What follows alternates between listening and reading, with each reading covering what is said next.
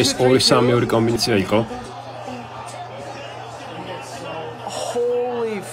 ჯანდება. ისლამისა და თოფურიას ბრძოლა აუცილებლად უნდა შედგეს. ის ჯონ ჯონსის გვერდით დგას. მან უოკი, მაქსი და ჩარლზი დაანოკაუტა. ისლამი 170-ში გადავიდა. ილიას შემდეგი მოწინააღმდეგე ვინ იქნება?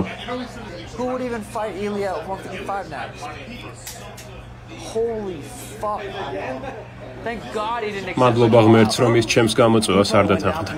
პირველი მარჯვენა ფანჩის შემდეგ ის უკვე გათიშული იყო. ილია ისლამს უნდა შეხვდეს. თუ ისლამი წააგებს ამ დაპირისპირებას, იგივე ხიბლი აღარ ექნება. ილიასა და ისლამის ჩხუბი ახალვე უნდა შედგეს. თუმცა თუ ისლამი JDM-ს დაამარცხებს, ილიასა და ისლამის ჩხუბი 170 ფუნტში სრული სიგიჟე იქნება. ილია ყოველდროის ერთ-ერთი საუკეთესოა.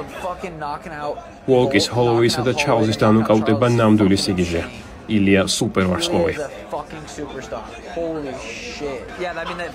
ბრძოლა დიდხანს არც გაგრძელებულა. მე მქონდა რომ კარგ ჩხუბს ვიხილავდი, თუმცა ილია ძალიან კარგია.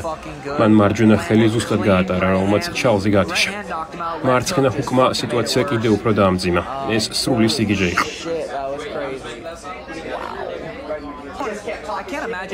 ვერ ვიტყვი რომ ისლამს ილიას ეშინია, მაგრამ ახლა ეს დაპირისპირება უფრო ლოგიკურია.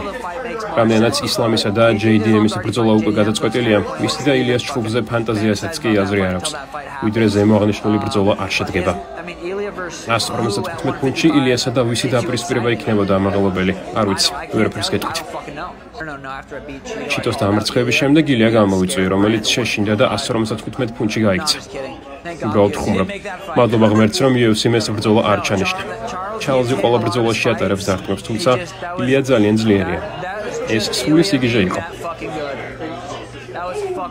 მარჯვენა ფანჩი და მარცხენა ჰუკი მან სუფთად გაატარა. ილიასა და პედის ბრძოლა აუცილებლად უნდა შედგეს 100%-ით. თუ ილიასა და ისლამის ჩხუბი არ დაინიშნება, მაშინ შემდეგი ილიასა და პედის ბრძოლა უნდა იყოს.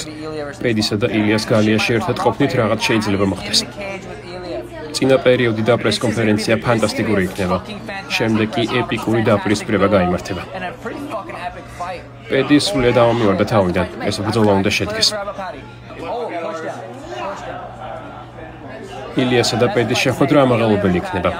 დანას და ორეკავდა ვნახოთ რის გაკეთება შეუძლია.